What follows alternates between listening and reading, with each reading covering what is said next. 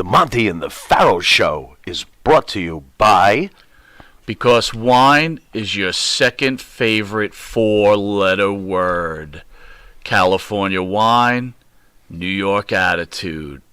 Good fucking wine. Yeah.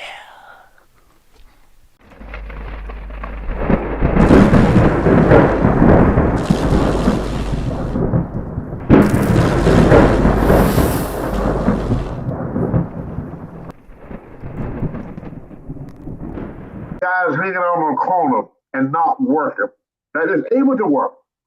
And people see this.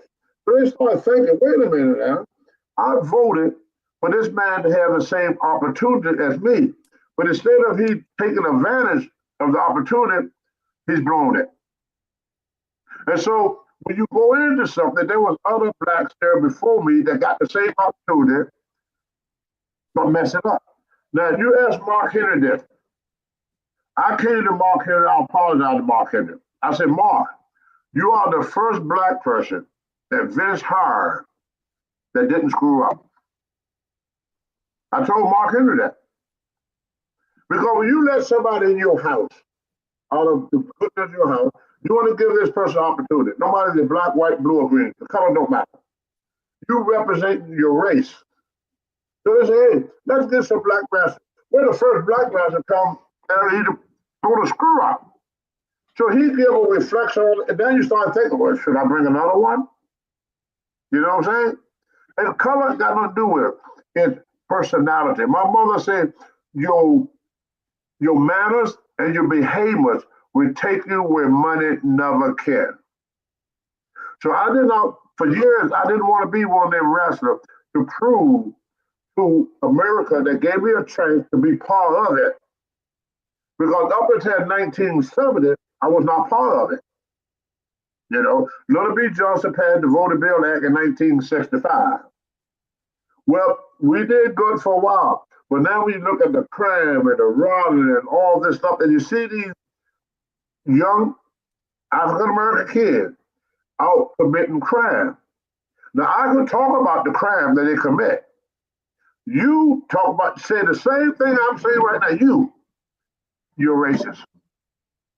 So when it's like that, when you see wrongdoing and they criticize the person that speaks against wrongdoing. And I was one of them people for years that did wrong, and then when you call me on it, oh, you didn't come on me because you black. No, I'm not. I called on you because you're a screw up. But if you say that Tony Atkins screw up, just because I'm black, I won't call you a racist. Because you're a white guy telling the black guy you screw up. But that same white guy, like Ole Anderson, he would tell a black guy he's a screw up. He would tell a white guy he's a screw up. Right. He would tell a Japanese, if you're a screw up, you're a screw up. Equal opportunity. Right, equal opportunity. So right. I think they was expecting us as a race. That's why even though I'm a Republican, I got all the respect in the world for Obama because he represented us in an intelligent way. Martin Luther King represented us in an intelligent way. See, if you're going to fit into society, as Pedro Morello would say, you follow the river, baby. As Tony Gore used to tell me, Chief Day Strongbow used to tell me, don't rock the boat. Speaking of rocking... Right, I think most of the problem that was caused to my people is by my people. Understood. You understand what I'm saying? That, know, I'm not trying to put my people down or nothing like that. But somebody at some time, we all have to come to the truth of things. And the truth of things, if you're going to be a part of this country, you want to work hard, and you put God, work hard for God, country, and self. When you start talking about burning the flag, defunding the police, and all this goofy stuff, that makes people that fought for you to be free, people that died for you to be free, to be part of this American society, they feel even worse. Because they say, I fought for the civil rights for these people. I fought for them to have the right to vote. I fought for them to share school with my kid. I fought for this. What are they giving back?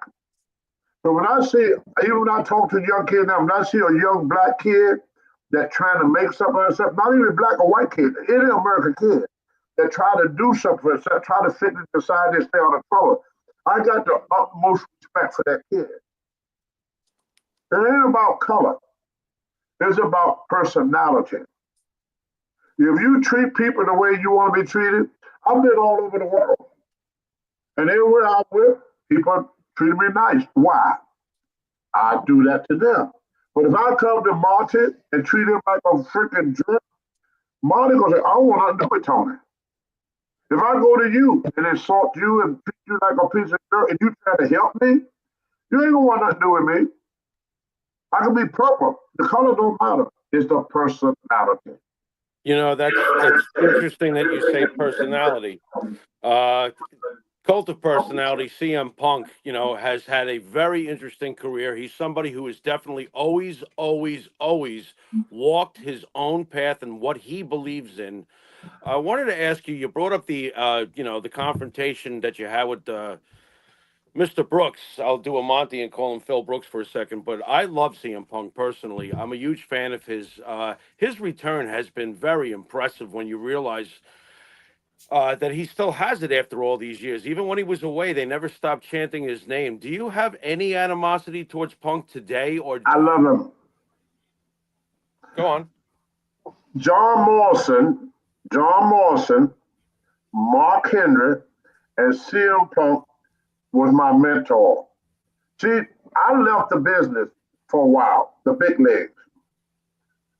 Vince, when he put me in the Hall of Fame, he sent me to Ohio Valley. That was the first training school for the movie to Florida. And they want me to talk to the wrestler. So I would sit and watch the matches and everything. And I say, these kids, they don't know what to do. Nothing they do is believable. Because my job in old days was to make people believe that what I was doing was for real. It was our job to make people believe that what we did doing was for real. It was a kayfabe, as we used to call it. So I watched the matches, and I said, that y'all doing it wrong. I said, nobody gonna believe in what you're doing. CM Punk say, Tony, what you did was good, but it don't work in today's society. That's why I tell you what, you come on down here, I'll whoop your ass, blah, blah, blah, blah, blah, blah, blah, blah. For me, here we got to change the word. Well, he's a professional guy, and he got respect for us old timers. So instead of he coming in the ring, jumping on me, he kind of ignored me and kind of blew over. Well, later, Vince called me to manage Mark Henry. So I sat and I watched the matches. I watched the experience of the people. I saw CM Punk walking down the hallway. So I walked up to Punk. I said, look, I'm sorry. You was right. See, I figure because I've been in the business longer than him, I figured I knew more than him. But what I didn't know, the wrestling business didn't exist no more. It was sports entertainment. People want to be entertained. They could care less about believing what they see is real. ECW proved that. Now you tell me anybody in their right mind believes that a 300-pound man like Mick Foley could take a baseball bat, wrap it in barbed wire, and beat you with it and not kill you. Oh, no, we got to come back for a rematch. There's got to be a rematch. What are you talking about? In my day, the promoter would fire you for that. You start up the people. If you did, if that was for real, you kill them. When they started doing all the crazy stuff it was when Jimmy Slipper jumped off the top rope on somebody at 275. What did they do with the opponent? They brought out the stretcher. Remember? Right. Because nobody in them days would believe that a 270-pound man could come 7 feet out there and smash you into the ring and you get up. Yeah. It was unbelievable. Yeah. It was the president of the International Pro Wrestling Hall of Fame in Albany, Georgia. I was telling himself, the International Hall of Fame. I said, I got fired from getting up on the top rope and pushing the guy in the head 10 times. Old Anderson said, "How big is your arm?" I said, "About 20 something inches." "How about you bench press?" "Over 500." He said, "Who in their right freaking mind gonna be that a guy with 20 something inch arm, bench pressing 500, will punch another man in the face 10 times and not even leave a scratch?" He said, "Either you got the weakest punch in professional wrestling, or you're the toughest SOB walking the face of the earth." He said, "If you ever do that again, I'm gonna fire you." Because it was all about the kayfabe. We wanted people to believe that what we did was for real. But then the business changed and went to what they call sports entertainment. There is no such thing as wrestling no more. Vince McMahon told the world that uh, uh, Ted Turner lost because Ted Turner was in the wrestling business. I won because I'm in the entertainment business. People don't care if it's real or fake. They just want to be entertained. Tony, So that was the Earl of what we call the kayfabe Earl, you know. Tony, speaking about Vince McMahon, right? You've been around Vince McMahon for decades and seen him navigate all kinds of controversies in your career. With the recent allegations and the lawsuit involving Janelle Grant, what are your thoughts on this deal? We haven't spoken on this at all. Well, because it's none of my damn business. With all this, Feeling safe, huh, Tony? in my day, for me to say anything about Vince, okay, there's the pot called the Kello Black.